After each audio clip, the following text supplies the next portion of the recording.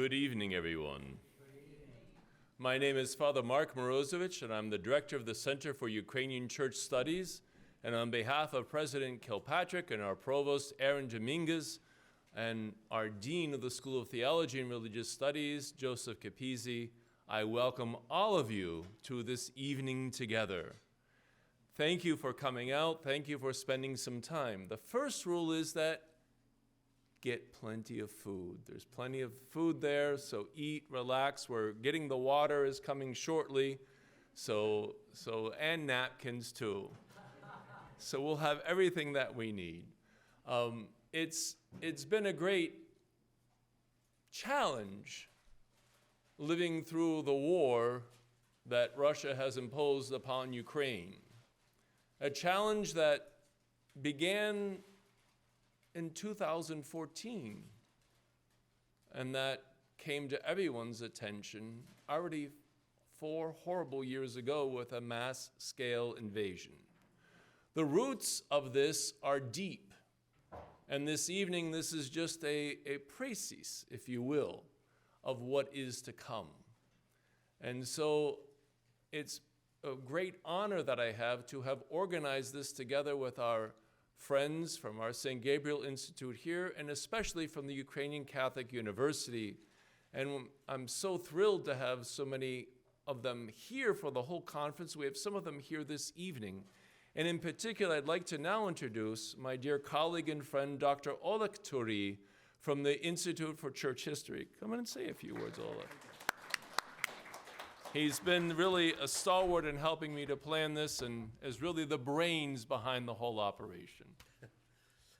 Thank you, Father Mark, for invitation and also for this kindly presenting myself and also our distinguished speaker and colleagues from our institute. I am director of the Institute of Church History at the Ukrainian Catholic University, and our institute especially work with these topics about Soviet regime, about Soviet persecution of churches, and in my these few words which I would like to say at the beginning of our conference, I would like to stress exactly these important points. Why this regime, this atheistic regime, tried to repress this Ukrainian Greek Catholic Church, and the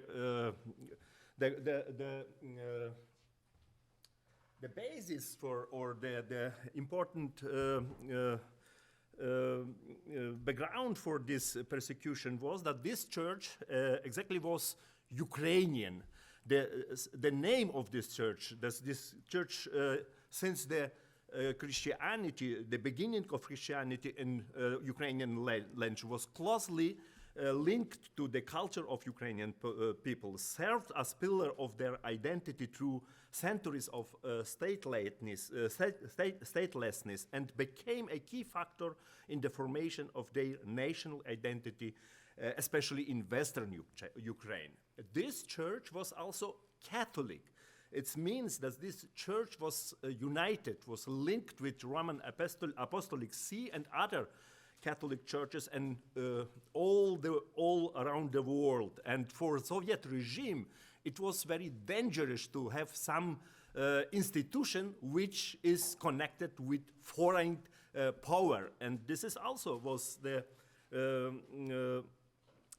ground for persecution. And the last one, exactly this church, through this very close relationship to people, to different institution, cultural building, and another initiative which we call now civil society institution. This church was very close united with own people, and exactly for Soviet regime, through this atheistic ideology, it was very dangerous alternative for people. And for all these reasons, this regime tried to destroy this church after the Soviets came to Western Ukraine, and in the time of before the Second World War, and especially after Second World War. And my colleagues will present you these topics from the beginning of persecution, about the life in underground in the time after the Second World War to the end of 80s years, and also the contemporary situation, also contemporary persecution on these territories which occupied through the Russians in the time of this war. And now I wish you very good time. I hope that my colleagues will help you go deeper to this history, but also we are ready to speak with you in time of our presentation, after this our meeting, also in the next days, because we have a lot and big program with different activities in different places next days. So I give word to you back, and yeah, we will start with our speakers. Thank you very much. Now, he's been on the road giving this talk in Germany, where else? Poland, Kiev, and Lviv. Yes.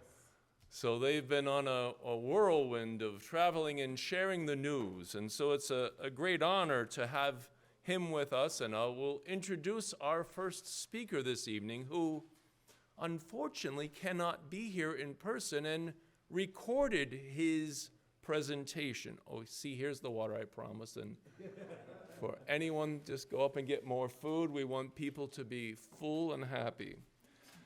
So our first speaker this night is Dr. Roman Skakun. Dr. Skakun is a Ukrainian historian, translator, and scholar of religion. He works at the Ukrainian Catholic University, our sister university in Lviv, Ukraine, a specialist in church history, religious movements, and Soviet policy toward the churches. His research has focused especially on the Ukrainian Greek Catholic Church, its underground religious life, and the archival history of Soviet repression. He was a visiting scholar at the University of Notre Dame in 2012 and 2013, and his recent work has made him one of the most notable Ukrainian researchers of the NKVD, KGB, and you see the book here in Ukrainian. We're translating into English and will be out shortly in the Catholic University Press.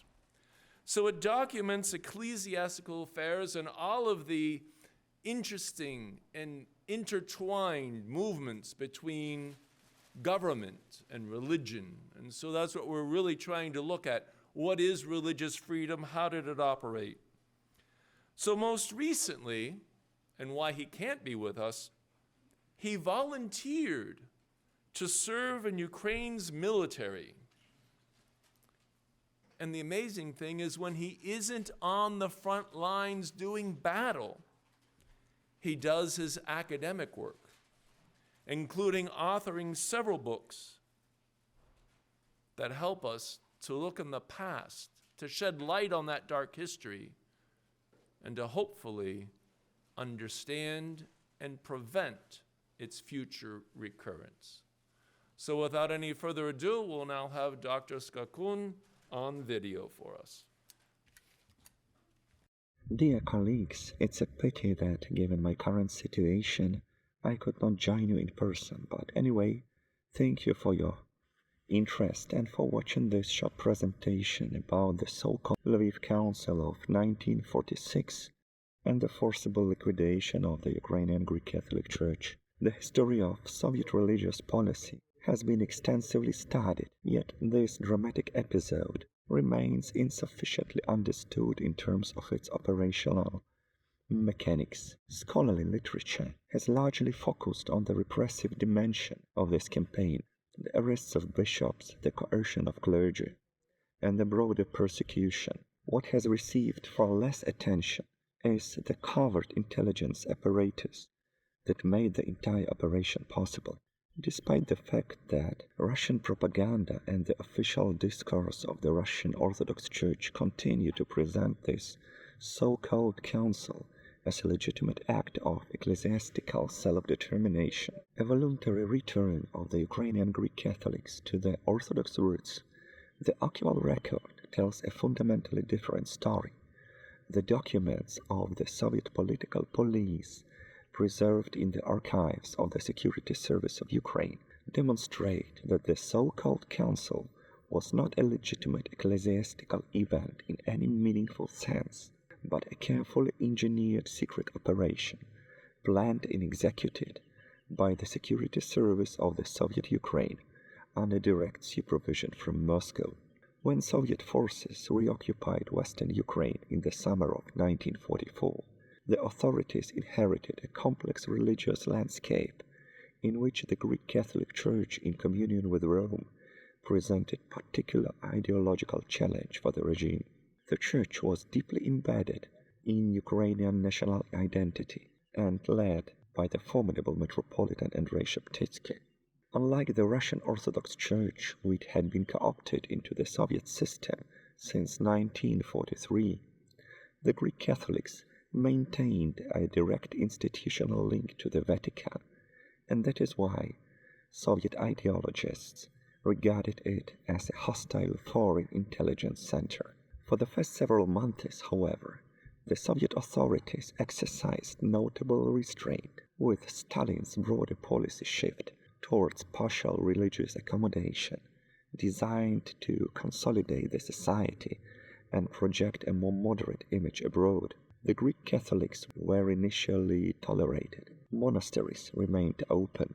The theological academy continued to function. Seminarians were exempted from military service, and a Greek Catholic delegation received assurances that the Church could legally operate within the USSR. Between the summer of 1944 and February 1945, no more than 5 Greek Catholic priests were arrested. This cautious approach reflected not ideological softening, but active surveillance and assessment. The political police maintained an extensive network of secret agents within church circles, while Lieutenant Colonel Karin, a seasoned security officer operating undercover as an official for religious affairs, monitored the dispositions of the church hierarchy, and especially of the new Metropolitan, Joseph Slipy, who had succeeded Sheptytsky upon the latter's death in November 1944. The intelligence picture that emerged through early 1945 was, from the Soviet perspective, unfavorable. Metropolitan Slipy delayed the promised pastoral letter condemning the Ukrainian insurgent army. Informants reported that in private, senior clergy sympathized with the underground, expected either a German military reversal or an armed intervention by the Western allies against the Soviet Union, and were unwilling to compromise their standing with Rome or with the Western powers through conspicuous displays of loyalty to the Kremlin. On February 3, 1945, Lieutenant Colonel Karin and the head of the Second Directorate Medvedev submitted to the Kiev's People's Commissar of State Security Savchenko a plan that for the first time explicitly set as its objective the liquidation of the Ukrainian Greek Catholic Church. The document described the Church as a legally functioning instrument of the Vatican's intelligence, as an institution hostile to the Soviet Union, and as an actively operated Ukrainian nationalist organization on the Soviet territory. The method proposed was not direct suppression, but the Church's absorption into the Russian Orthodox Church through a staged process of the so-called reunification. On March 12, 1945, a cipher telegram from the Moscow People's Commissar of State Security Merkulov authorized the campaign, which was to proceed along 2 simultaneous tracks: a wave of mass arrests to be used as leverage for recruiting agents and building a base of pro-Orthodox clergy, and the formation of an initiative group that would formally organize the transition to Orthodoxy. The initiative group, formed on May 29, 1945, was the public face of the operation. Its intended chairman was Father Gavril Kostelnik, a theologian of genuine intellectual distinction, who was already known to security services as a long-standing critic of the papacy. He reportedly told an informant that he had been Orthodox in his soul for years. Kostelnik agreed to lead the group on April 14, 1945, just days after the arrest of the entire Greek Catholic episcopate. That same month, Patriarch Alexei of Moscow entered the scene, issuing a public appeal to the Greek Catholic clergy, calling on them to abandon the union with Rome and join the Russian Orthodox Church. Of the group's 3 core members, Kostelnik was the only one acting from what might be called personal conviction.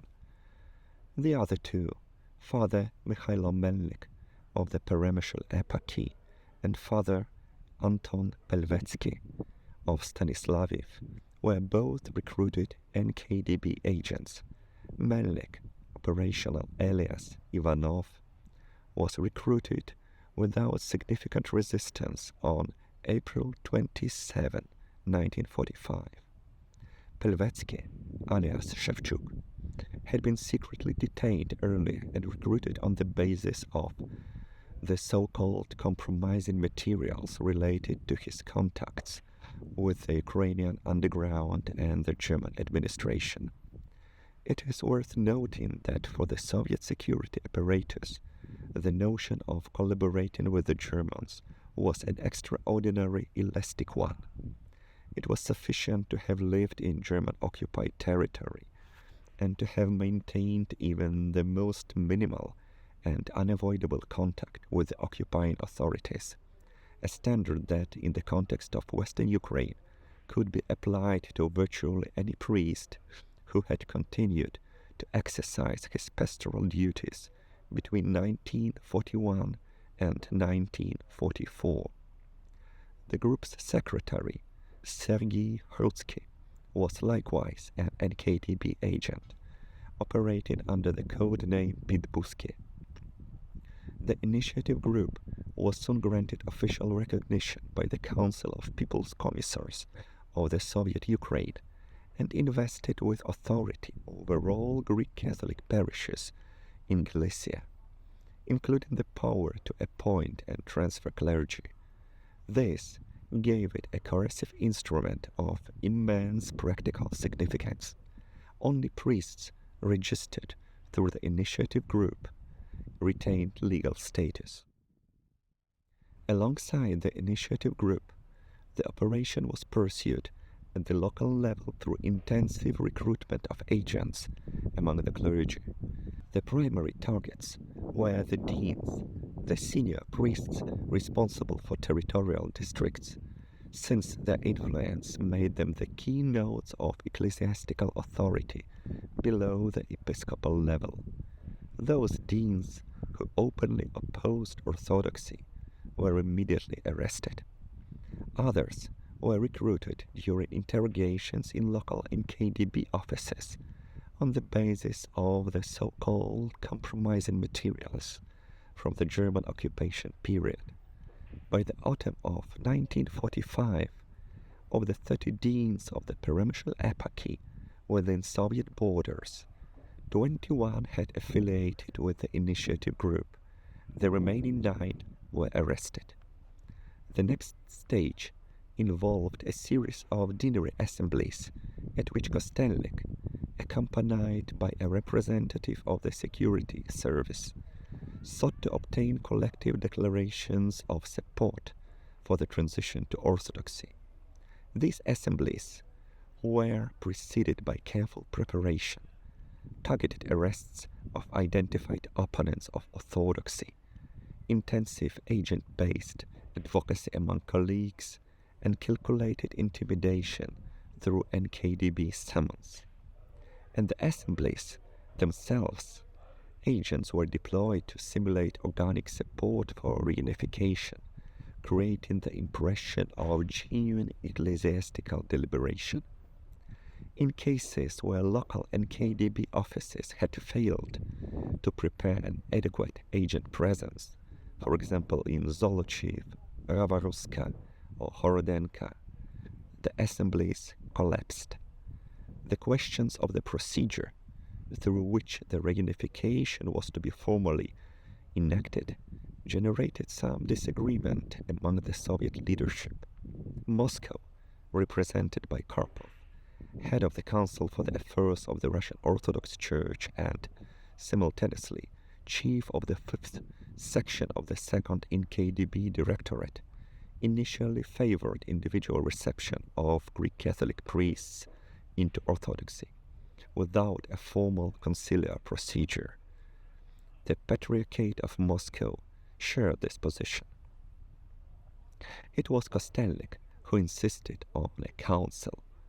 His reasoning was partly strategic.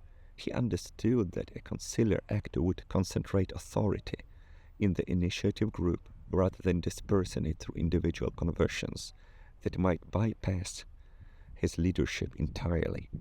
It was also partly theatrical. Kostellik believed that only a formal council could carry the symbolic weight necessary to constitute a historic breakup with Rome. The Soviet security apparatus was not blind to Kostellik's motivation. Officials recognized that he wished to preserve the Greek Catholic Church as a coherent institutional organism, merely redecorated in Orthodox form, with himself at its center. This irritated them considerably, and attempts were made to encourage individual conversions as a counterweight. These efforts yielded little. After a major coordinated conference in Kiev in December 1945, attended by NKDB officials from all the western Ukrainian regions, as well as representatives from Moscow, a new plan was approved on December 19. On January 25, 1946, Moscow gave final authorization for a council to be held in Lviv. The operational plan, approved on February 6, 1946, specified that 60 to 70% of the council delegates were to consist of verified NKDB agents. By that point, the secret apparatus dedicated to the Greek Catholic Church numbered 279 agents and 475 informants, of whom some 2,500 were clergy. In the weeks preceding the council, the NKDB reorganized the deaneries to align with Soviet administrative boundaries, using this opportunity to remove any remaining deans who lacked enthusiasm for reunification and replace them with its own agents. The delegate selection system, one dean plus one additional priest from each deanery, meant that a majority of delegates was structurally guaranteed to consist of NKDB nominees. In late February 1946, a delegation of 13 Greek Catholic priests, of whom 11 were registered NKDB agents, traveled from Lviv to Kiev to be formally received into the Russian Orthodox Church. Two of their number, Melnik and Pelvetsky, were also consecrated as bishops. The consecrations had been deliberately concealed from the wider clergy. When the so-called council opened in Lviv, both men took their seats in the presidium, and it was only in the course of the proceedings that the delegates learned they were already sitting in the presence of two newly ordained Orthodox bishops. Practical arrangements were meticulous. 10 safe houses were prepared in Lviv for contacting the agents during the council. Operatives from the western Ukrainian regions were dispatched to Lviv to manage their respective agents in the field. Attending agents received cash payments of 800 to 1,000 rubles on departure. Of the 216 participants of the so-called council that took place on March 8 to March 10, 1946, exactly 146, or some two-thirds, were registered NKDB agents. The resolutions condemning the Union of Brest, breaking with Rome, and declaring the reunification of the Greek Catholic Church with the Russian Orthodox Church had been drafted and approved by the NKDB before the council opened.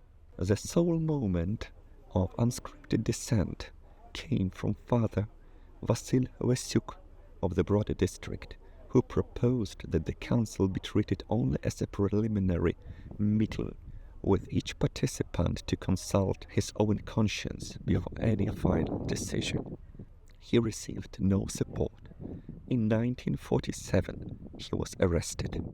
The history of the so-called Lviv Council illuminates a broader phenomenon in Soviet governance: the use of carefully engineered pseudo-collegial events to create the appearance of legitimate collective decision-making, while all substantive choices had been made in advance by the security apparatus. People's Commissar Savchenko explicitly compared the Lviv operation to similar NKDB organized councils of the Russian Orthodox Church and the Armenian Apostolic Church in 1945, acknowledging that this was not an improvised response to local conditions, but a replicable operational template.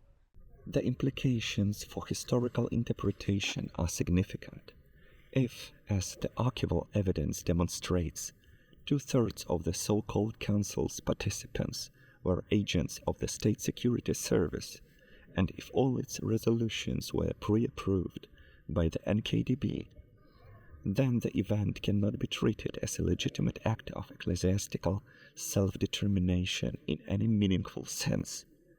The same question extends to the broader institutional framework of the Russian Orthodox leadership in this period, where agent penetration was even more extensive.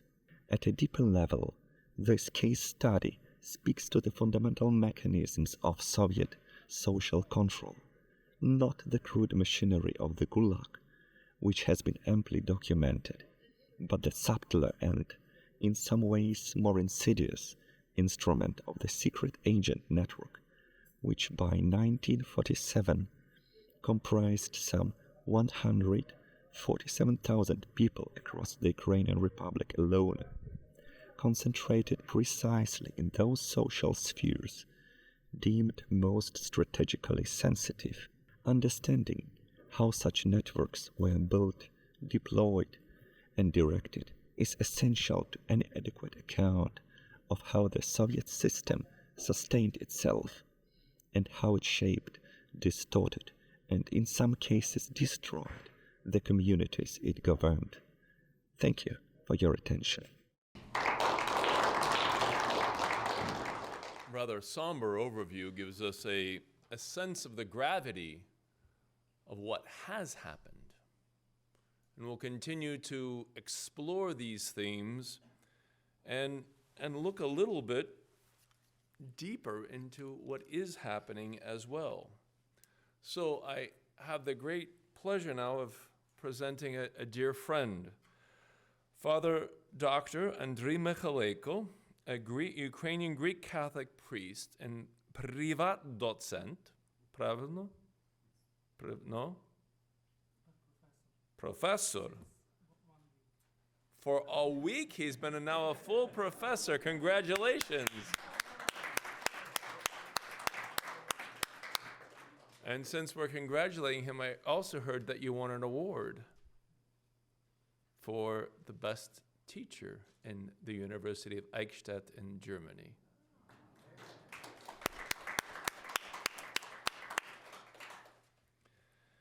So he lectures in medieval and modern church history at the University of Eichstätt and Ingolstadt, as I've already mentioned. He earned his doctorate in 2007 and previously taught at the Ukrainian Catholic University in Lviv, including as director of its Institute of Church History from 2008 to 2012. His research focuses on Eastern and Central European church history, especially the Ukrainian Greek Catholic Church, ecumenism, and modern Ukrainian Christianity. And we've even just used his article in my Eastern Christian Identity course, and they loved your work. So thank you very much, and welcome to the podium.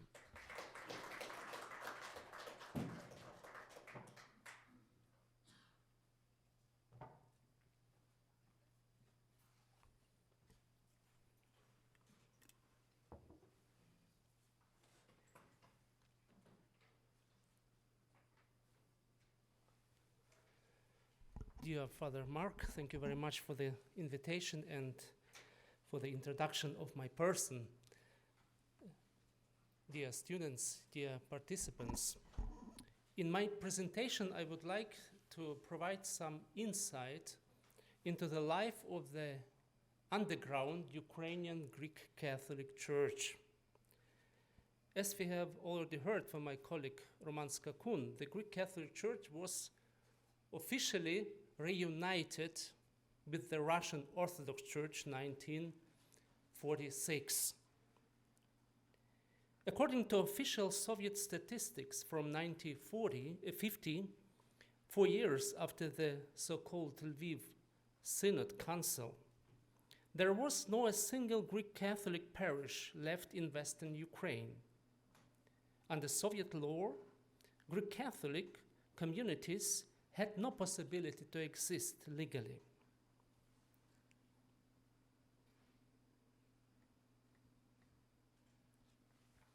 After 1946, the activity of Greek Catholic priests who refused to accept the decisions of the so-called Lviv Council became impossible. These priests faced three choices. Either they joined the Russian Orthodox Church, or they gave up the priesthood, or they continued to serve secretly as Greek Catholic priests. Those who chose the third option had to expect repression, arrest, and imprisonment. Even the priests who had joined Orthodoxy gradually lost their livelihood. In many cases, they were forced to leave their parish houses, which the authorities claimed were needed for public use by the village community.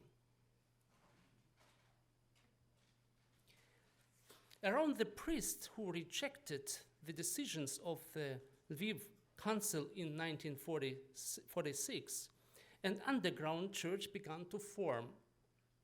Its survival depended mainly on a strong faith, on the conviction that unity with Rome had to be preserved at any cost, and on the deep trust between many believers and their clergy.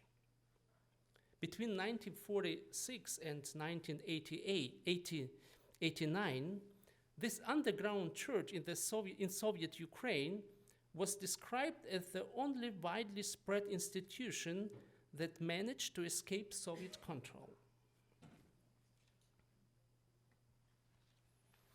One of the most important tasks for the underground church was to ensure the continuity of the church hierarchy and the training of new priests. This was achieved through secret episcopal ordinations. Between 1945 and 1989, 15 bishops and probably 5 titular bishops were ordained. Some bishops from the interwar period already expected arrest after the arrival of the Soviets. Therefore, before the arrest, they secretly ordained auxiliary bishops who could continue their work. After the dissolution of the church and the confiscation of its buildings, these episcopal ordinations took place in different places, mainly in private apartments. One remarkable ordination even took place in Moscow. In February 1963, Metropolitan Joseph Slipy, here on this picture, who had just been released from prison and was waiting in Moscow for permission to leave the Soviet Union and to take part at the Second Vatican Council, secretly ordained the Redemptorist priest Vasil Velichkovsky as bishop. The ordination took place in a room of the Moscow hotel. Velichkovsky himself had just finished a 10-year sentence in a labor camp in Vorkuta. Slipy appointed him as his representative in Lviv. Because of the dangerous circumstances, the ordination rite had to be reduced to the essential elements required for validity. Normally, according to church law, such ordinations required permission from Rome.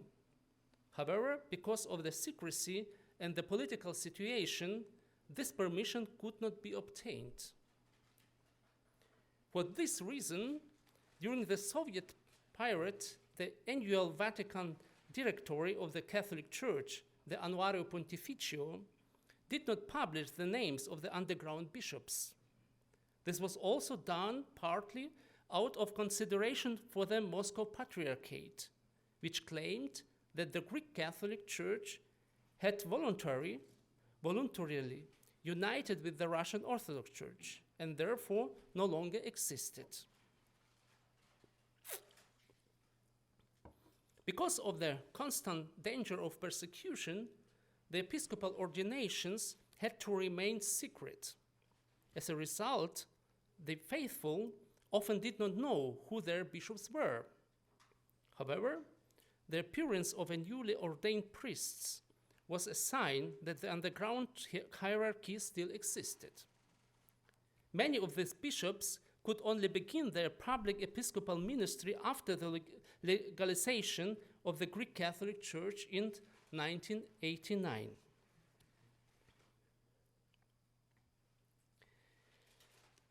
The training of priests was another major challenge. One of the main responsibilities of the church leadership in the underground was to select candidates, train them, and ordain them as priests in order to maintain pastoral work. For this purpose, several secret seminaries were created. From the early 1960s onward, the bishops had to organize a system for selecting and training candidates for the priesthood.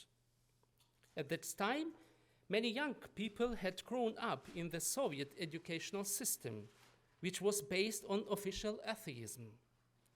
Many candidates were sons of or close relatives of Greek Catholic priests or children of active lay believers. Often it was nuns or women from the community who noticed suitable young men and encouraged them to consider the priesthood. Teaching in these underground seminaries was mainly provided by former professors from the pre-war seminaries and the Greek Catholic Academy in Lviv, as well as by experienced priests who had themselves been ordained in the underground. The training usually lasted several years and had a very personal character. Typically, an experienced priest was responsible for 2 or 3 candidates. He provided them with older theological textbooks from the pre-war period and with translation from Latin or other languages. He also helped them develop their general education and spiritual formation. Because many candidates had regular jobs, they often studied only during their free days and holidays. The curriculum was simpler than in normal seminaries, but included the most important theological subjects: moral theology, pastoral theology, dogmatics, canon law, liturgy, Holy Scripture, philosophy, church history, and church singing. After about 4 to 6 years of secret study, the candidates were examined by a commission of experienced priests. If the results were positive, they received a recommendation for priestly ordination.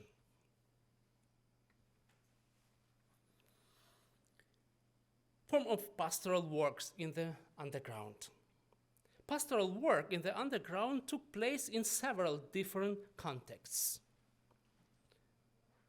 Many arrested priests and their families members were deported to different parts of the Soviet Union. The possibility of pastoral work depended greatly on the strictness of the guards in each camp. According to eyewitnesses, in some camps it was possible to celebrate secret liturgies together, while in others this was impossible. In stricter prisons, however, priests could only celebrate private liturgies using very simple objects made from available materials. This required a great deal of creativity. One priest recalled, I quote, "In the regime camps, I celebrated the liturgy at night in a barrack with the door closed.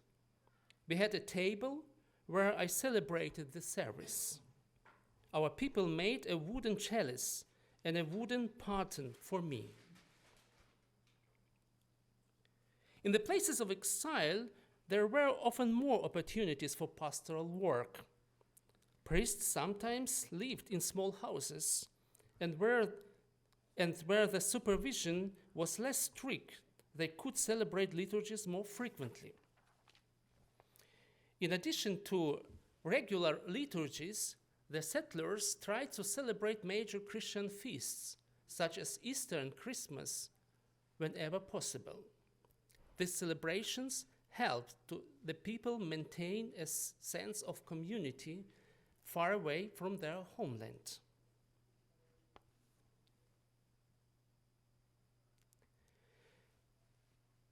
Within Soviet Ukraine, especially in Western Ukraine, the underground church developed its own dynamic. The main promoters of church life were bishops, priests, monks, nuns, and lay people who had returned from camps and exile in the 1950s.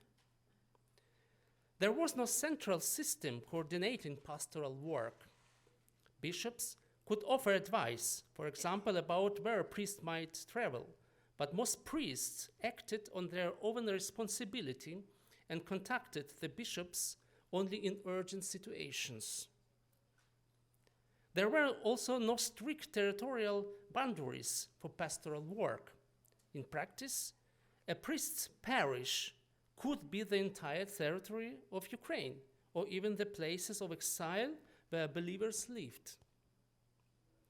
However, this sometimes led to tensions between different underground groups. Older priests preferred to follow the pre-war territorial structure of the dioceses. Younger priests often felt more connected to the bishops who had ordained them. Secret liturgies were usually celebrated in private houses, at former Greek Catholic pilgrimage sites, or in front of the closed church buildings, like here on these two pictures. The services were often held at night. Usually only a small group of believers were present. The liturgy was normally read rather than sung, which differed from the usual practice in the Byzantine Rite. Before the liturgy, the priest usually heard confessions. Priests always preached sermons and encouraging the faithful to remain loyal to the Catholic Church. For safety reasons, the priest usually wore only a stole during the service and rarely the full liturgical vestment. If the police suddenly arrived, the stole could be quickly removed and hidden. The liturgical objects were also simple and small, often an ordinary glass served as a chalice, a small plate as a paten, a teaspoon as a communion spoon. The liturgical bread was baked by nuns or by priest wives. Because it was impossible to provide pastoral work to all believers, some priests allowed their faithful to attend Roman Catholic services in the few officially permitted Latin parishes and to go to confessions there. Those believers who had no opportunity to attend any services often listened to the Divine Liturgy in Ukrainian on Vatican radio at home.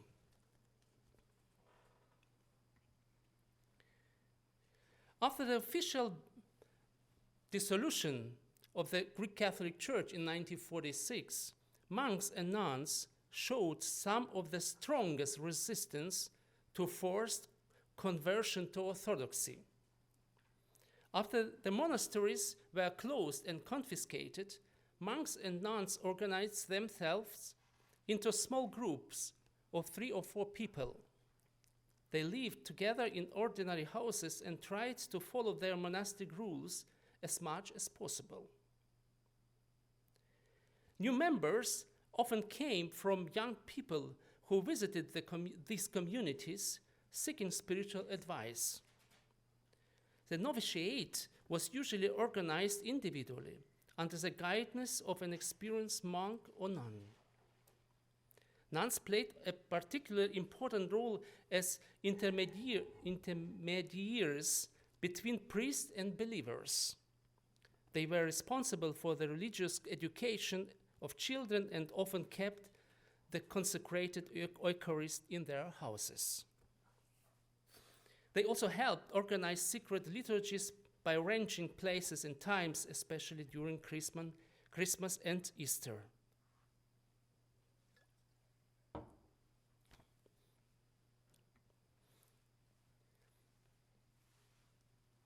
Lay people also played a crucial role in the underground church. They offered their homes for liturgies and the celebration of sacraments. They took care of closed churches, accompanied priests on their journeys, and helped maintain communication between clergy and believers.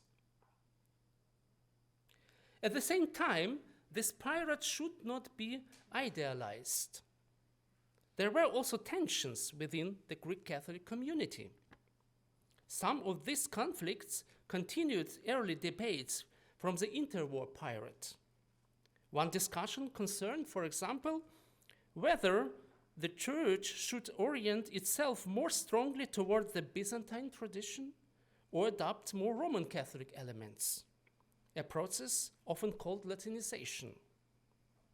Another debate concerned the strategy of the underground church. Some groups preferred a quiet approach, trying not to provoke the authorities. Others argued that the church should defend its rights more publicly. Despite these tensions, the Soviet authorities never succeed in breaking the church resistance. The illegal existence of the Greek Catholic Church continued until the 1980s.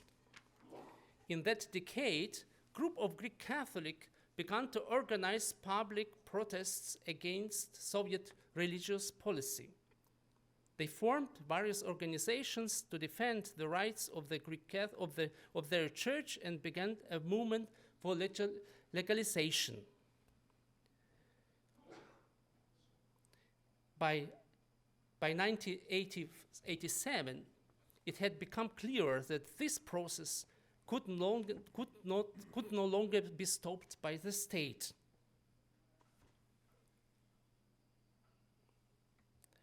A decisive moment came in 1989. In May of that year, Greek Catholics began a hunger strike in Moscow that lasted until November. They demanded the legalization of their church.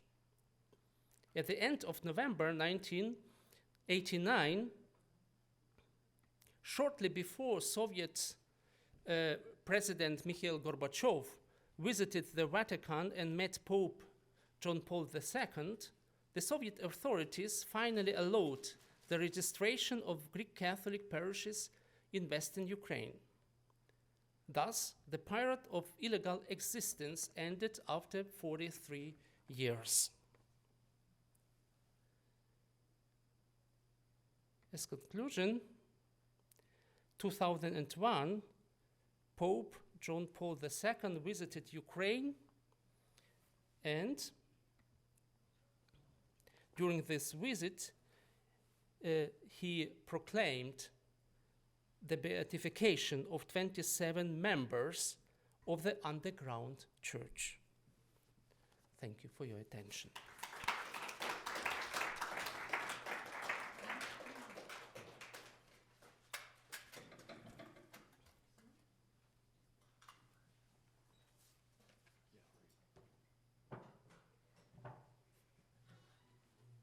Thank you very much for that insightful presentation, Father Mykhaleyko. I learned many things about the life in the underground, and just again, a teaser of what we'll be exploding and expanding upon on Friday and Saturday. And it was interesting to me because I was in the seminary in that latter part, well, the early part of the 80s as well as the latter part of the 80s. So it was something that we dedicated our efforts to speaking about our church in the underground. And I remember in 1985 in Stamford, Connecticut, we held a Ukrainian Youth for Christ in which we gathered over 400 Ukrainian Catholic youth together, and we marched through the streets of Stamford with placards of our bishops who had been arrested and imprisoned, and trying to bring to public awareness this situation of our church. They really were a great inspiration to me, and as well, many things that I was involved in the millennium, but I don't have time to go into all of those. But it was just really an inspirational thing for me to see their witness and to bring that forward. Our last speaker this evening is a good friend, Dr. Anatolii Babinskiy, Senior Lecturer and Research Fellow at the Institute of Church History, again at the Ukrainian Catholic University in Lviv. His research explores the history of the Ukrainian Greek Catholic Church in the 20th century, Ukrainian churches in the diaspora, and the Vatican's Ostpolitik. He has worked with the Religious Information Service of Ukraine and was editor-in-chief of the Patriarchat magazine.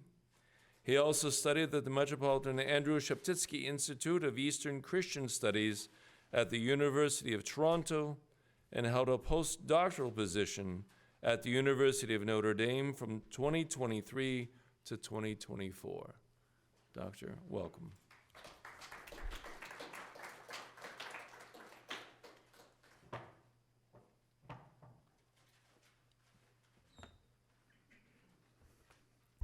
Thank you, Father Marco. Good evening. Glory to Jesus Christ. It's a great honor for me to be here and to speak to you. I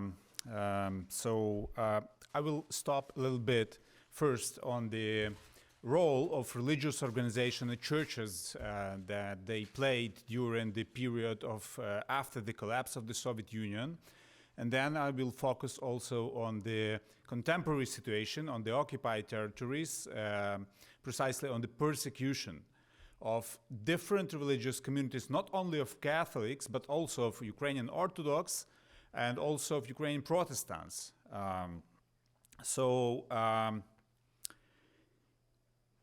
Imagine you are a priest. You have lived your entire adult life in one city, served one community, built relationships with your parishioners over decades. Then one morning, soldiers appeared at your door. They tell you that from now on, the church you serve no longer legally exists. They offer you a choice. Join the Russian Orthodox Church or face the consequences. You refuse. A week later, they come back. This time, they do not offer a choice. And I'm talking now not about 1946 or 1980s. I'm talking about our days. This is not a parable, as you understood. This is what happened to dozens of clergy across the occupied territories of Ukraine between 2022 and 2025. I want to talk to you today about what that means, about the logic behind it, about its roots, about the people it had consumed, and about why this matters to us, specifically in this room. Let me start with some basic orientation, because the religious landscape of Ukraine is not something most Americans are immediately familiar with. More than half of all Ukrainians identify as Orthodox Christians, but there is no single Orthodox church. There is an Orthodox Church of Ukraine, independent and autocephalous. There is also a second institution linked to the Moscow Patriarchate. Beyond Orthodoxy, there are significant communities of Ukrainian Greek Catholics, Roman Catholics, Evangelical Christians, and Baptists, and different charismatic movements, and so on and so forth. The east of Ukraine, commonly assumed to be homogeneous and Russian-leaning, was in fact one of the most religiously diverse regions in the country before the war. The number of Protestant communities in Donetsk region, which is now mostly occupied by Russian forces, was comparable to the number of Orthodox communities. Donetsk was home to one of the largest Protestant higher education institutions in all of Ukraine, Donetsk Christian University. Some scholars speak of Ukraine as a Bible Belt of Europe. This diversity matters. It is not incidental to Ukraine's political identity, it is a constitutive of it. One of Ukraine's most significant achievements in its post-Soviet trajectory, especially when compared to Russia or Belarus, has been the gradual retreat of state from dominance over society. Every time Ukrainian governments attempted, or Ukrainian authorities attempted to reverse that process, to re-centralize power and curtail democratic institutions, they met public resistance. We saw this in 2004, and we saw it again in 2013. Citizens mobilized and they prevailed. Religious pluralism was one of the key features of that transformation, and to a certain degree a driver of it. In contrast to Russia and Belarus, where one church became effectively a department of a state, Ukraine developed a complex ecosystem of religious communities that were independent of state power and trusted by population. Surveys consistently showed that Ukrainians trusted their churches far more than they trusted their politicians. That trust was earned, and it was consequential. In 1996, Ukraine's largest religious communities came together to form an all-Ukrainian Council of Churches and Religious Organizations. This body, which has no real equivalent elsewhere in the post-Soviet space, became a significant actor not just in managing relations between denominations, not only Christian but also Muslim or Jewish, but in shaping the relationship between civil society and the state. During both the 2004 and 2013 revolutions, religious leaders from across denominations stood on the Maidan together, on the central square in Kiev, in solidarity opposing authoritarian consolidation of Yanukovych or Kuchma, presidents of Ukraine. That image, Orthodox priests, Catholic bishops, Protestant pastors standing side by side in the square, is not ornamental. It tells you something essential about how religious diversity functioned in Ukraine as a democratic resource. Religious pluralism in Ukraine did not arrive painlessly, of course. The post-Soviet period was marked by genuine tensions between Moscow Patriarchate and emerging autocephalous church, between Orthodox and Eastern Catholic communities, between different historical memories of faith and repression. There were disputes over property, over legitimacy, over identity. None of this was simple or clean, but what emerged from the difficult processes was a genuine culture of interfaith dialogue and negotiation coexistence, of building structures that could hold disagreement without resorting to suppression. Religious pluralism, in other words, became a school. It taught Ukrainians how to see the person across the theological divide as a neighbor rather than a threat. It built habits of dialogue, of compromise, of recognizing that truth does not require the silencing of those who see it differently. And those habits, practiced in inter-church and interfaith meetings and shared community responses to war, are among the deepest foundations of what Ukraine has become as a democratic society. This is precisely what Russia has done in the occupied territories cannot be understood as simply favoring one religion over others. It's something far more calculated than that. It is a deliberate and systematic effort to eliminate every form of religious life that does not answer to Moscow, because a society shaped by pluralism, by the daily practice and respecting difference, is a society that knows how to resist ideological monopoly. Where many voices once existed, Russia permits only one now. And that one church becomes a single permitted voice in the public life, not because of its spiritual authority, but because of its political obedience.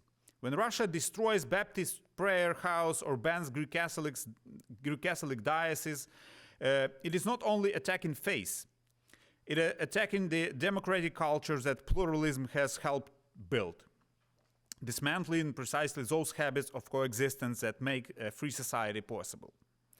To understand what is happening in the occupied territories, we need to spend a more moment on the ideologies that drives it. It is called Ruskiy Mir, or the Russian world. Vladimir Putin first invoked it officially in 2007, describing it as a civilizational space held together by the Russian language, culture, and Orthodox faith. It echoes almost precisely the 19th century formula of Count Varro, orthodoxy, autocracy, nationality. A formula designed to define who belonged to the Russian Empire and to absorb those who did not. What makes Ruskiy Mir particularly dangerous is that the Russian Orthodox Church did not simply adopt it from Kremlin, it helped to construct it. Patriarch Kirill Gundyaev was promoting this idea long before he became patriarch. He described the Ruskiy Mir as a unique civilization that, in his words, originates from the Kievan baptismal font, encompassing Russians, Ukrainians, and Belarusians as a single spiritual community. Think carefully about what that means. If Orthodoxy was born, or Russian Orthodoxy is born in Kiev, and if Kiev is therefore the spiritual center of shared civilization, then Russia, as a self-proclaimed guardian of that civilization, has a claim to Kiev. The religious argument becomes a territorial argument. Theology becomes the justification for invasion. Patriarch Kirill publicly described the war against Ukraine as sacred. One of the most prominent Russian Orthodox Church preachers, Andriy Turiy, called the bombing of Ukrainian cities with the multiply launch rocket systems and suggested this be done while reciting a prayer. Yesterday, a Russian drone struck within a few meters of a century-old Baroque church in the center of the city I am come from. The building is still standing, others are not so fortunate. When a church blesses the weapon and drone targets the church, you are no longer looking at a war with religious dimensions. You're looking at a theology of annihilation, or rather anti-theology. This is not a fringe position within the Russian Orthodox Church. It is an official posture. The pattern of what follows occupation is by now well documented, and it follows the same logic each time. And we heard about the 1946, and we can talk also about the 19th century. Speaking about our situation now, in Crimea, before the 2014 annexation, there were approximately 2,220 religious organizations representing 43 denominations. By 2020, that number had fallen to 907 organizations and only 20 denominations. The religious map of the peninsula was cut in half. What replaced it was a monoculture, one church, one language, and one allegiance. The same logic was applied immediately after the 2014 in so-called Donetsk and Luhansk People's Republic. Puppet entities whose first acts include copying Russian legislation on religion, designating the Moscow Patriarchate as a privileged church, and forcing all other communities through a re-registration processes. For the Moscow Patriarchate, the re-registration process was automatic. For anyone else, it was an obstacle course designed to eliminate them. The total number of religious organizations in the Donbas region fell by more than half. The number of Moscow Patriarchate communities remained unchanged. That asymmetry is not accidental, it is a policy. After the full-scale invasion of 2022, the pattern repeated across the occupied parts of Zaporizhia, Kherson, and Donetsk regions. Communities were raided, documents seized, accounts frozen. Clergy were summoned for interrogations. Churches were declared ownerless property and confiscated. By the summer of 2023, Russian authorities had effectively banned all religious organizations in the occupied parts of Zaporizhia and Kherson, except those directly subordinated to the Russian Orthodox Church. Re-registration was required, but the re-registration required Russian citizenship. Accepting occupation became a legal precondition for the right to worship. Each wave follows the same script. Each wave goes further than the previous one. The pressure placed on clergy followed a clear pattern. If you register your community under Russian law, officials told pastors you will get your prayer house back. What was presented as an administrative procedure was in reality a demand for ideological submission. And now I will give you a few portraits of few pastors and priests from different denominations. Father Christopher Hrimly, a priest of Orthodox Church of Ukraine, Autocephalous Church, in occupied Donetsk region, refused to leave the city because his elderly mother was immobile after the fractured hip. He continued conducting services. FSB, or intelligence services representatives, officers, came repeatedly and demanding he obtain Russian documents. Or re-register his church, transfer to the Moscow Patriarchate. He refused. That evening, he was dragged from his home. Among the charges later brought against him was that he had prayed not in Russian version of Church Slavonic, but in Ukrainian. For the Russian authorities, this constituted extremism. Another example, Father Bogdan Heleta, a Ukrainian Catholic priest, Greek Catholic priest, in Berdyansk. He was detained during the public prayer for peace. They met every day on the main square in Berdyansk city, and they prayed for peace, not for Ukraine, but for peace. He is diabetic. In a cell designed for 2 people, he shared space with 7 or 8 others, sleeping on the floor of a basement. He witnessed a young man being tortured with electric shocks, forced to memorize the Russian national anthem, and beaten when he failed. Father Ivan Levitsky, who was his co-brother, they are Redemptorist fathers, detained alongside him, was beaten so severely that he lost consciousness twice. So they were released about a year and a half ago due to the intervention of the Holy See. Another example, Archpriest Konstantin Maximov served in Berdyansk as a cleric of Ukrainian Orthodox Church of Moscow Patriarchate. He was one of 5 priests who, at a diocesan meeting, refused to sign a document requesting full direct subordination to the Russian Church because they have some kind of autonomy. They belong to Moscow Patriarchate, but they have a kind of autonomy. So he refused. he refused to be directly subordinated to the Russian Orthodox Church. He was detained in May 2023. After more than 21 months in pre-trial detention, a court sentenced him to 14 years in a high-security penal colony on charges of espionage. So he is now spending his, next 14 years in Russian prison. And the last example about the Protestant community. As I told, there were a lot of Protestant communities in eastern Ukraine. On September 11, 2022, Russian troops stormed the Grace Church of Evangelical Christians in Melitopol.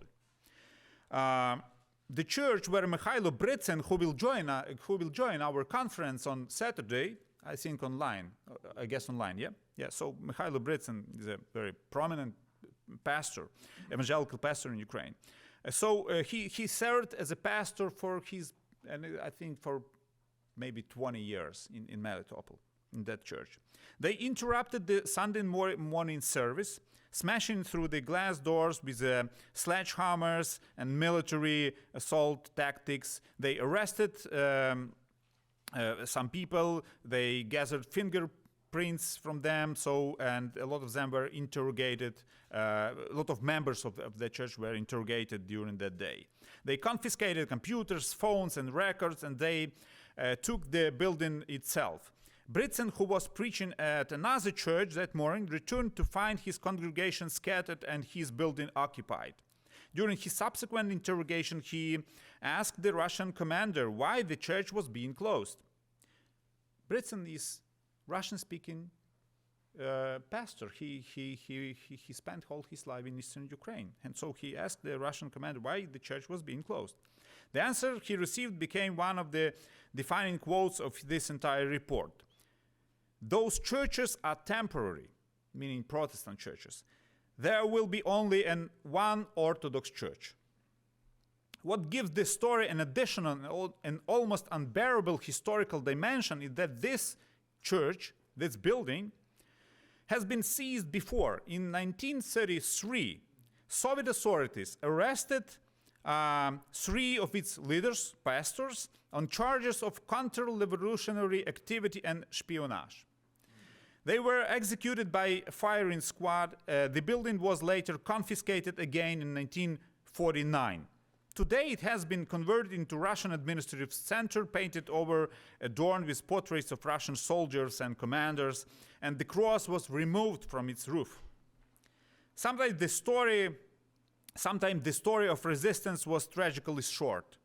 Archpriest Stefan Podolchak of Orthodox Church of Ukraine from the Kherson region was shot by Russian soldiers simply for refusing to cooperate with the occupational authorities without any interrogations.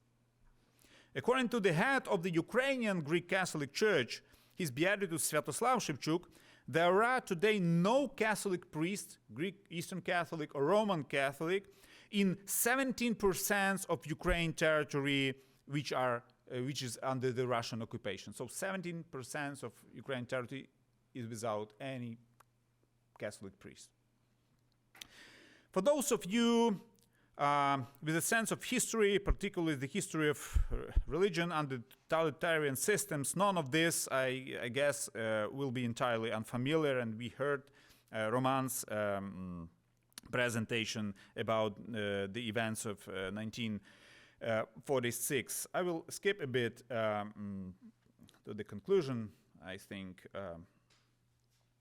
So let me offer some final observations.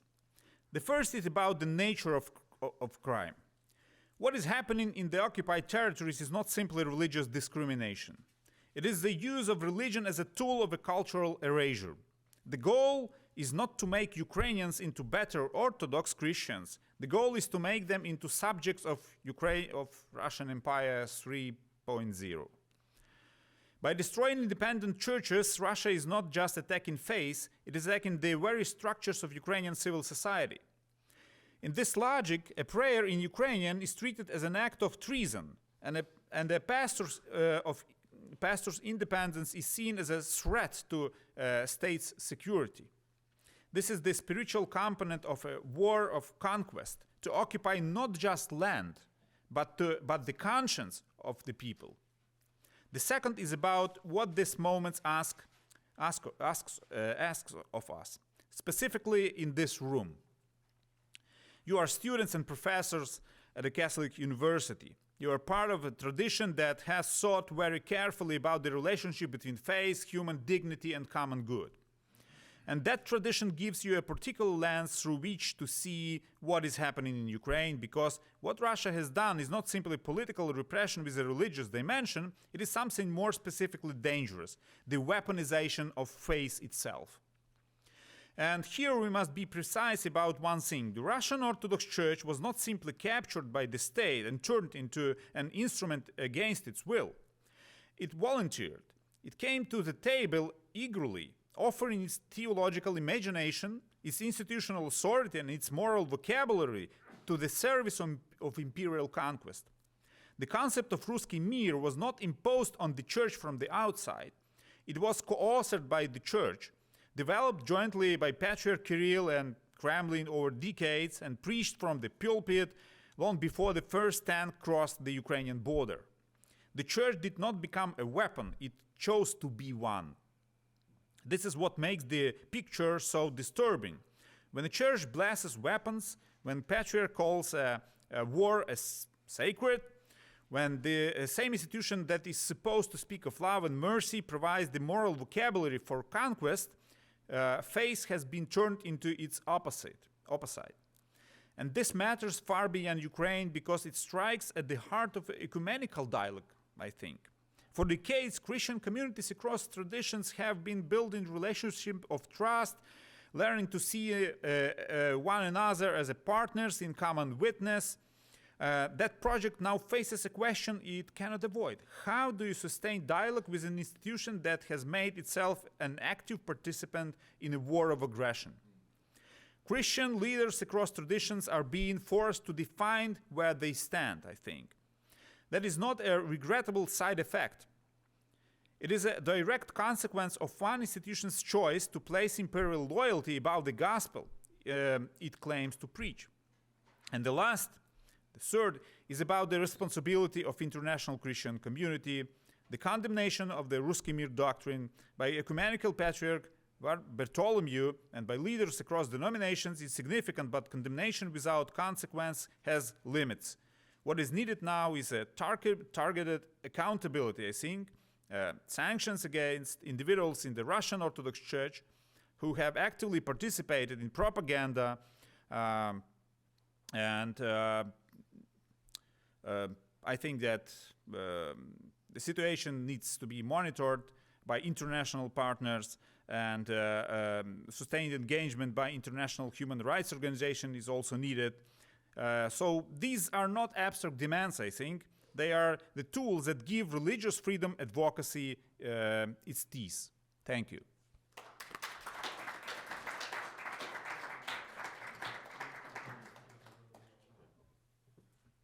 Thank you very much, Dr. Babinskiy. I would just like to call to our mind that we're going to be reflecting on these thoughts and seeing indeed this impact that is rooted in history, this impact that is happening today, and how it continues its horrific tale. So I now invite our panelists to come forward. We'll have a little group discussion and invite all of you into the discussion as well. So please come forward and sit here.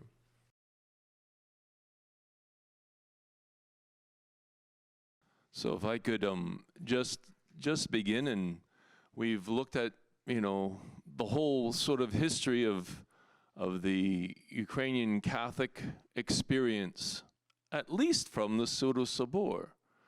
And now we're trying to look a little bit yet further and understand what is happening. So what are sort of the things that you really want to begin our discussion to help people to understand yet deeper what this story means in our world today? Okay. I think for all presentation from my colleagues, but also for our experience, our work at the university, our lectures for our students, and especially our research work in our Institute of Church History, it's very important to see exactly this, so I would say, tradition of imperial using of church for state reasons, and the Russian Empire, then in Soviet time, and contemporary Russian. This is really very, very close connection between different historical periods, but the same, almost the same model of relationship between church and state. It started in Russian at the time of Peter the Great. He was the one of them who created this synodal model of relationship, and to that time, the Russian church started to be a part of state government, of state also suppression another confessions, and especially at the time of Catherine the Second, also the so-called Great Empire Empress and the Russian Empire, was the first time in which the Uniate Church, the Greek Catholic Church, was really organized, persecuted through the state because of this reason. The reason the church was different from official church. And this model repeated at the time of Nicolaus I, then at the time of Russian occupation through the First World War, and the same model we see at the time of officially atheistic regime led by Stalin, but also used this old imperial model reunification with Russian church to liquidate, to destroy church which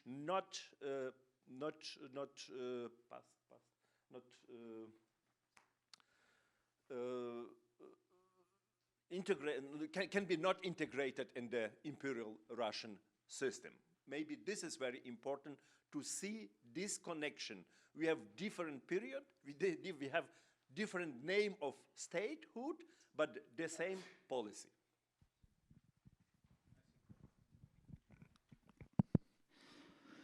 I think that looking from the global perspective, I talked a bit about the ecumenical dimension. I think that it is very important what our situation now, the Russian aggression against Ukraine and with the involvement of Russian Church in all this, showed or it made a huge impact on the ecumenical dialogue. So I think it is in crisis now. Why? I think that during the decades, the dialogue focused on different questions which are very important, on different dogmatic questions about filioque, about the nature of the church, but never touched very crucial things like a relation between church and state. Because I think we understand that within the Catholic community, this reflection about the relation with the state, about the autonomy of the church or independence of the church from the state, has a long, long tradition, many, many centuries. There was no such reflection or no such, critical reflection, I think, about the church-state relation in Eastern Orthodoxy. And we see the consequences now.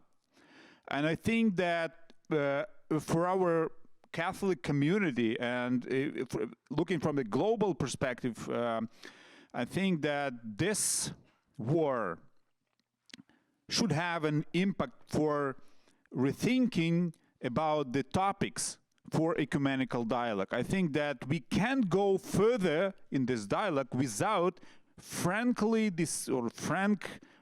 genuine discussion with our Orthodox brothers about on the topic of church-state relations.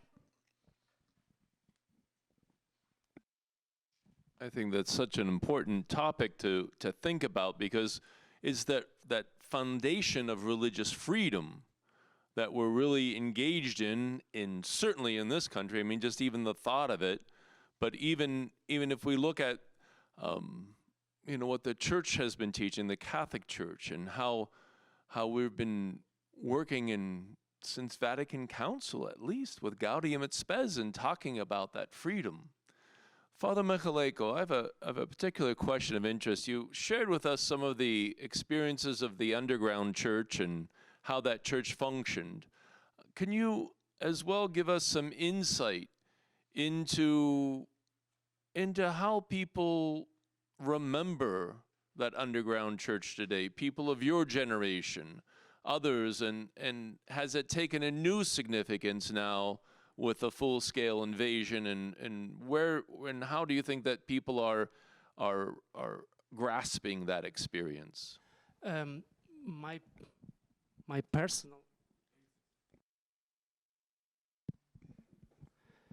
personal experience with the underground church as a child growing up in the Soviet Ukraine was I didn't know anything about the underground church. I was baptized as Russian Orthodox, and I grew up in a Russian Orthodox community in Western Ukraine, and I had as child no idea about this underground church, about the existence of the underground church. This experience I got after its legalization in 1989.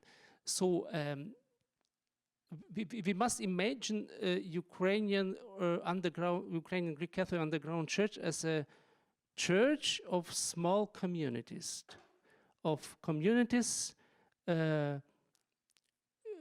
which were very familiar and as communities which functions not like classical church structures. We didn't have a strong division of dioceses in the underground church. We just have bishops, just have some priests and some believers who were connected with each other. But the experience was I have a circle of persons who I can trust, and we are trying to keep our faith. We are trying to keep connection with the Pope of Rome by coming together, by praying together in very small communities, in private apartments, in dangerous circumstances. It was a small community, but I would say with strong quality of faith. Yeah, I would add a little bit to Father Andriy's words that, around 10 years ago, I read a book of American author Rod Dreher, The Benedict Option. I don't want to go deeper into assessment of his views or his other writings, but I found that his book very interesting for me, and the idea of Benedict option that there should be a community when you have this like a kind of a totalitarian state that wants to destroy the Christian identity, so we need to have a kind of a community or that can preserve the Christian culture, classical culture, and to bring this torch, to next generations. I think that, without, as I said, without going further into assessment of his views, but I think that the Ukrainian Greek Catholic Church was a classical example of such Benedict option. So the idea was to preserve Catholic identity in the totalitarian state that wants to destroy you. What I was surprised that Rod Dreher never mentioned Catholic Church, but it was the biggest illegal religious body in the world during the second half of the 20th century. So, but I think that this is like a classical example of such resistance, of such resilience in a totalitarian milieu. Maybe I add something to our conversation, because I am somebody who was born at the Soviet time, and not only born, but I grew up to this time. I finished my university studies to that time, and for me, it was maybe the same situation which Father Andriy mentioned. I never heard about underground church, but I grew up in a small village, and just across my parents' house was not only one, but two churches. One a Roman Catholic one, and former Greek Catholic second. But both of them was closed. All my period, my grandmother visited the church in neighbor village, and sometime I can support her, but not to the church.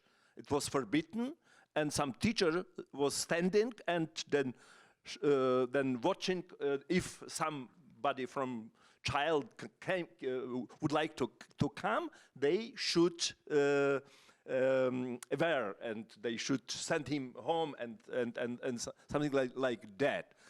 And for me, then later to the time legalization, the example, the phenomena that institution can exist through all this Soviet time and come to this time to liberalization, it was very moving impulse to feel me myself connected exactly with this church, because I grew up in Soviet time, but in this time I was anti-Soviet one, and my all experience, my all this history which I heard from parents, grandparents, was always against the Soviet regime, against the empire, against the Russians' occupation, all the things. And I think that's not only size of underground just was important for a lot of people like me, but exactly this example. And allow me bring one more example from our work, from interviews, because our institute started to collect history from people which was in the underground, priests, nuns, lay people, and men, women. And one history from one priest, well, was very, very important for me, like young person, which for my orientation in life, for my understanding of life and death and dangerous and moving ideas and so on. And this priest was arrested after the Pseudo-Synod because he doesn't want to be united with Russian Church. And after 10 years, he was free. And what he was doing, he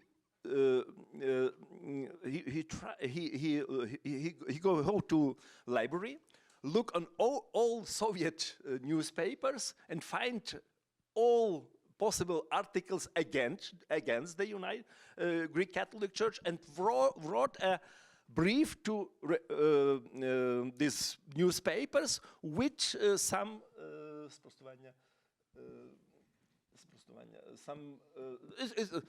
this is not true, what you said in your articles. And then the Soviet authorities put him in jail for next 5 or 6 years. After this period, he came back and wrote again about the next period. And then our student who made this interview with him asked, Father, it was not you don't afraid because of your life, and why you are doing so? And then the father answered, my son, I was afraid. Not only stupid people cannot be afraid. This is very important. But it was for me very important to overcome this fear. This is something which explains me how we can live and prefer our identity in situation in which we cannot fight with this big system, which much bigger and powerful than you. But you can always overcome your fear. This is very important. Excuse me for my English, because this is not my first foreign language, which I use not very often in my life. It's excellent and very clear.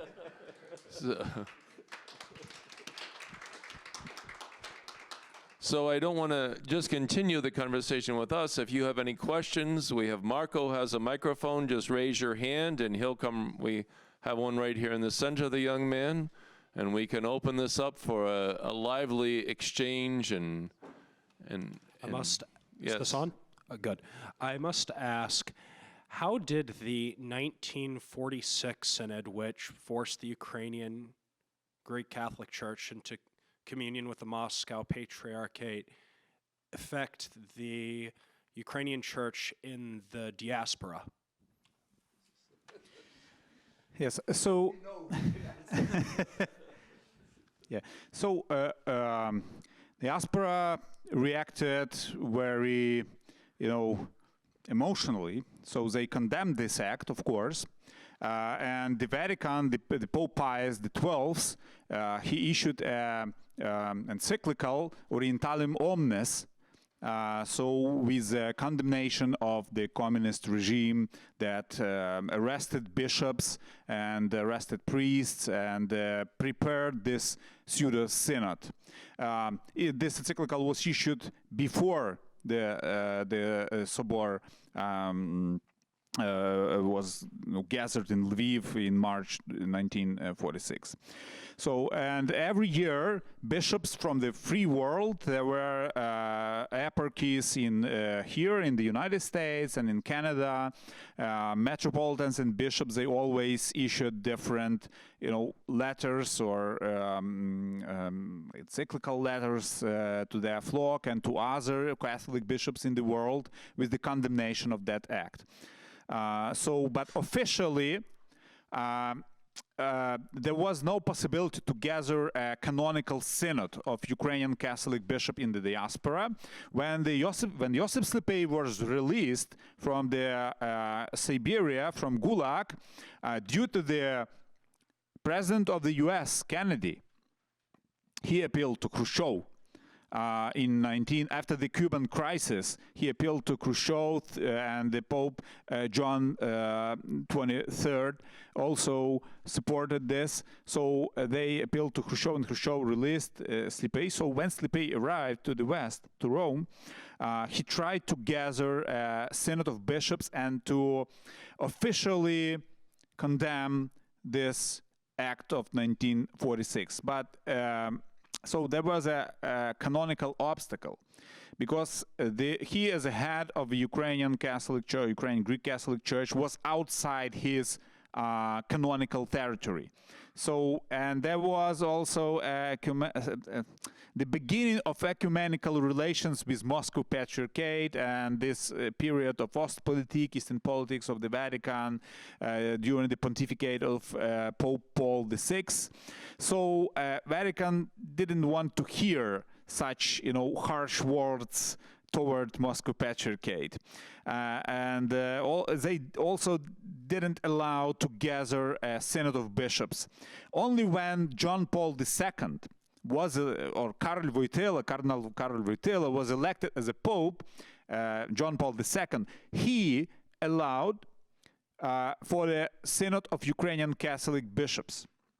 it was in the first. So he made a trick, let's say in this way, because Slipy was out of his canonical territory, so out of his canonical see. He presided the synod as a pope because he had a right to preside, and he delegated his right to preside on the synod of Ukrainian bishops to Slipy. So their first decision in 1980 was the condemnation of the Pseudo-Sobor of 1946. So, and then there was a letter from Moscow Patriarch to Pope that what is happening. We saw that everything was, done, and Rome accepted that, but so, and the rest of history was presented, I think, that by Father Andriy, because 80s were also the period when Ukrainian Greek Catholic, the underground church, started different actions for legalization. So, and I think that the role of John Paul II was, I think, great in this process. Thank you. And if I could add just a few of my own, I lived through some of this from this side of the ocean. It was really a moving time. It was a time of reflection when we would hear bits and pieces of news of what was happening in the underground church. One of our own former Washingtonians, Andriy Mykhaleyko, would be working with the Keston Institute. And it was through the Keston Institute that we would get little bits and fragments. We would get pictures of people in forests praying. We would get, just little bits of ideas of the bishops, of the priests, of what was happening. And that was something that, at least for me as a young man, gave me great inspiration. And thought that, well, this is something that I want to dedicate my life to give witness to this reality, that there are people who are not able to freely worship, that are not able to freely exist. And it was specifically with the Millennium celebrations in 1988. It was something that was spectacular to be a part of. A good friend of mine, Sonia, at that time Hlotkovsky, now Sonia Sotos, whom many of you know, invited me as a seminarian to be part of the Public Relations Committee. And so we worked in Pittsburgh from the U.S. Steel Building on the 46th floor. For me, as a young kid, that was really cool. But worked on putting together an insert into the USA Today. And so we had a full weekend insert to speak this story, to put Ukraine on the map in some sense, because, growing up as a kid, where are you from? Oh, I never heard of that before. It's not today, everybody knows, but for the wrong reasons, mind you. But then we were there in 1988 in the Vatican at St. Peter's, when Pope John Paul II celebrated the Ukrainian Catholic liturgy over the tomb of St. Peter. And that was just amazing. It was just an amazing moment for us to witness, to show, to remember. And for me, at least, it was a great inspiration of faith and hope and really heroes. A bit? Oh, yeah. Yeah. One more important thing, that of course church in diaspora tried to help underground church, and I worked in the archives in Rome of our church, and so we see that now we understand this, that there were different channels.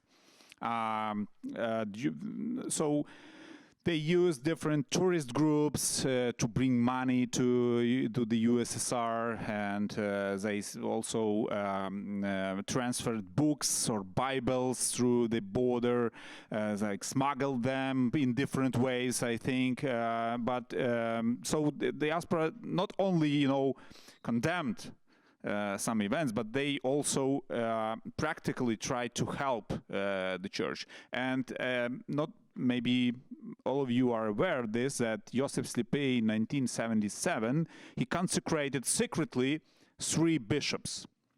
And one later became the head of the Ukrainian Greek Catholic Church, Lyubomir Huzar. So he consecrated secretly from Rome 3 bishops. Why? In Rome, but secretly. Yeah, without Vatican's approval, sorry. So he consecrated 3 bishops, and their task was, if the hierarchical succession is eliminated in the USSR, so they, as a tourist, had to cross the border and to consecrate a new hierarchy. So Slipi was afraid of agents within the Vatican, so he didn't want to inform the congregation for Eastern churches about this congregation, because there were agents within the Vatican. And now, Ukraine is the only, I think, maybe all the Baltic states, they also declassified KGB files. Ukraine has a biggest collection, after Russia, of course, of KGB classified files. After 2016, we declassified almost all documents about their operations, including their operations abroad. And now we see that they worked on that, direction very, very, tightly and very, very, systematically.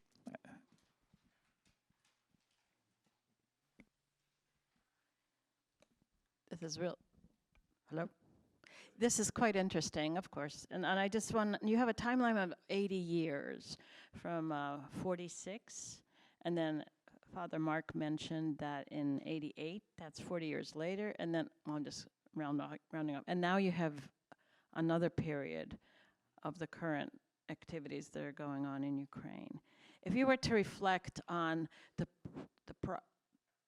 repression that was happening 80 years ago, and the techniques and mechanisms and how the response was of the Ukrainian church, and to compare it to its sort of revitalization in 88, but what's happening now during the war, and how are the techniques similar, or are the responses of the church different, or are the mechanisms of resistance greater or less, or what are the lessons learned after 80 years? I will try to answer this. So techniques are the same.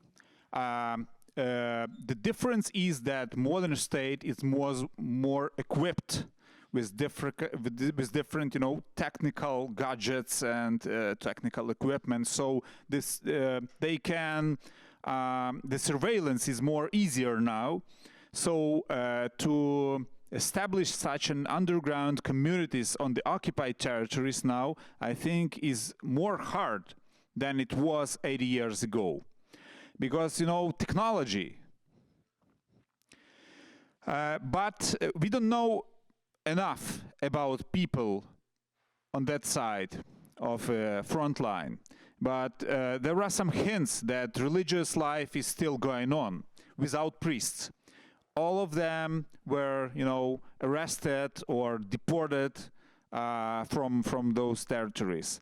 We know that there are maybe communities in Crimea that maybe they are gathering in their private homes or something like that. But it's more hard. It's more hard today.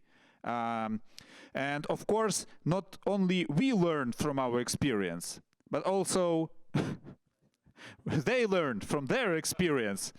So that's why the situation, I think, is more bad now, and is more dangerous for the freedom of religion and for the Catholic Church. I mean both Roman Catholics. The problem with the Roman Catholics was that most of them, they were citizens of different European countries, mostly from Poland. So their bishops Even before, a few weeks before the invasion, I talked with a bishop from Kharkiv, and he told me that I recommended all nunces, all sisters, religious sisters or religious brothers, and my priests. So you can leave parishes, because we understand what will happen. If I may, maybe one more aspect to stress this similarity, but also difference. At the 80 years ago, at the time of Pseudo-Sobor, the Soviet authorities, they tried to show this reunification. They tried to prepare scenario. They tried to find some people they can manipulate it. And now the Russian authorities and the occupied territories, they simply forbidden everything with the same words. You are agents of Western, you are not true church, you are military illegal organization, and so on. The same words, but very hard and very consequent doing against the find church. Yeah. One point. Since many years, I have been working in Germany, and my topic is also the Second World War II and the totalitarianism and the churches. And the biggest part of German society reflects about the Second World War in the following way. The best was what could happen to us Germans in the 20th centuries is to lose this war, because we had time after this war to reflect critically our past. The problem with Russia, I think, Russia didn't have this opportunity, didn't want the opportunity to say the same. We have time to reflect also our past critically, especially totalitarian period. The National Socialism lasted 12 years, from 1933 to 1945.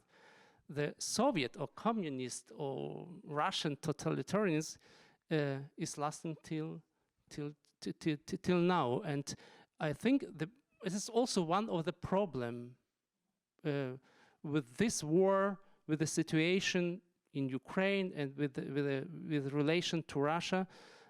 Russia needs this critical reflection of its own past. Then can we expect that we will find, I would say, a modus vivendi between Ukraine and Russia? My name is Tony Cancelosi.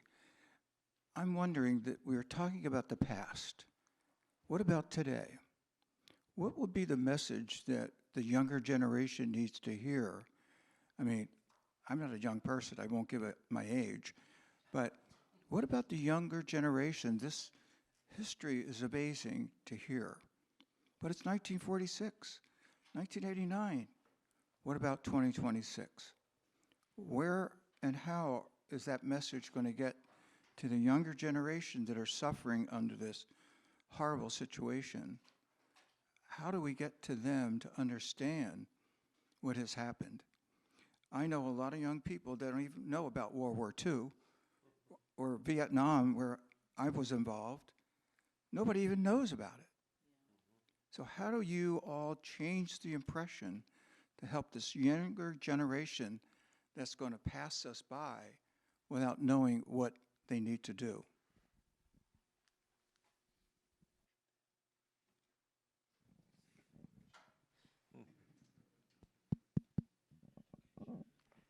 It's a very hard question. I'm a lecturer at the university, and I also see this problem that a lot of young people are not quite interested in our experience or in the past. But we are trying to explain them why history matters through our courses. What our message can be is that what we see in Ukraine, and I think that we see this in the whole world, that history comes back from time to time in different modifications, but our nature, our human nature is the same, and we are doing the same mistakes from time to time.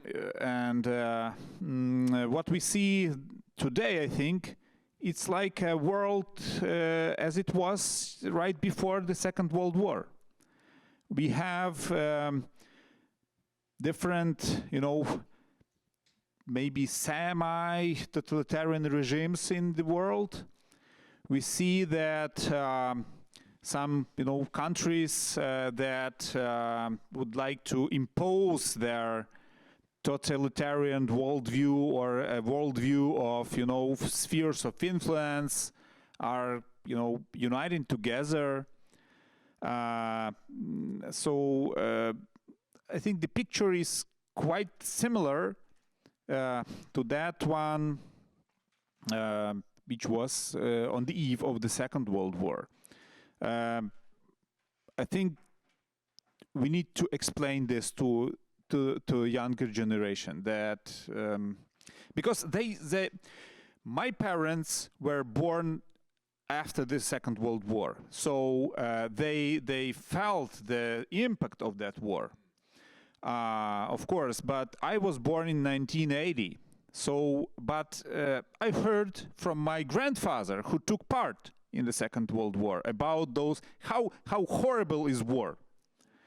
But today we have generations in the world that were born without any, not only experience, but direct talk with the people who experienced war. And they I think, used to think that peace is like, it's like a normal thing. Yeah, you don't need to fight for peace. You don't need to to build peace. That peace is something that is like given, like forever, like як то в комп'ютері такі є настройки, то by default, that peace is by default. No, it's not by default.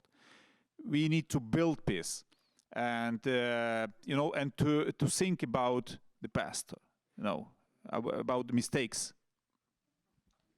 Maybe a small addition to. I would like to add something to these words. This is really important to tell our students, and not only students, but also our colleagues, and especially abroad, not in Ukraine, that freedom is not free. This is something not forever, given forever. This is something which we should develop, that we should prepare. This is one aspect. But second one, I am also teacher, and before the war, sometime I was not very satisfied with work of my students. I see this, they not work enough with some materials, some lectures and other things. But if the war come, then I see these students in very different activities. They try to help. They try to collect something. They go to the front line. not everybody, but some of them, and our community, university community, will lose almost 30 young men. They voluntarily decided to go to the front without the obligation to go, because in our country is for students. They are free from military, but some of them go to the front, and not only this. And then I feel myself really satisfied. I show that something which we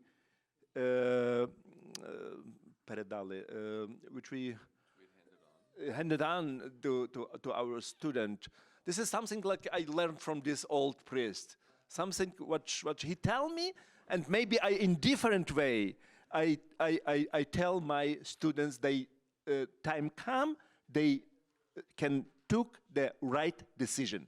This is also very, very important, that you have this orientation point to find themselves in the different situation when the dangerous come. Then you should find your own way, and this is our goal, to prepare our students, to prepare our people for such kind of the situation. Real quick. I just want to follow up on that in the sense of I lived in the diplomatic service, so the Ukraine identify themselves as Ukrainians now in a way that in 1946 it was a very different time, and Ukrainians now understand themselves as Ukrainians, and so the stakes are higher now, as not just for Ukraine, but also within the church. That's why the stakes back. So back to your comment. So things are far more complicated, and they're much more brutal because stakes are higher for the church, for the Ukrainians as well. But there's a resilience and there's a knowledge of how to survive. So I think that Ukrainians have learned that part. So I'd like to invite us all to continue the conversation as we still, I think there's some more food left, there's some more water up there. But as well, I want to call your attention to, first of all, the icons. This is an exhibition of icons painted on ammunition boxes taken from the front. These Marian icons transform objects once made for war into objects, images of mercy, memory, and hope. The mother and child stands at the center of the exhibition as a sign of life confronting violence. So this series responds to Russia's war against Ukraine and to the immense suffering borne by mothers and children. The Mother of God becomes more than an ecclesiastical image. She emerges as a universal figure of protection, grief, endurance, and moral clarity. So spend some time and look at the icons. Maybe even pray before them. Pray for all the people who are trying to witness to truth and life. But as well, we have another exhibition, and I'll lean on Dr. Turiy to explain a little bit of that exhibition, and you can just spend some time outside in the vestibule touring that now. You wanna? Our exhibition, which we prepared together with Ukrainian Institute for National Remembering, exactly this exhibition show this all different periods from the Peter the Great, which I mentioned in my earlier comments, and to the contemporary time. And you can find exactly this similarity between different periods, but the same models of persecution, of liquidation the church, and also you can find the resistance on this stance, also the resistance against in these different times. And this exhibition called Empire Against the Church. But we can also see how the church reacted, how the church tried to exist against this persecution and against this policy of empire. So please join me in thanking our wonderful speakers. Thank you all very much, and God bless. And see you on Friday and Saturday for more in depth.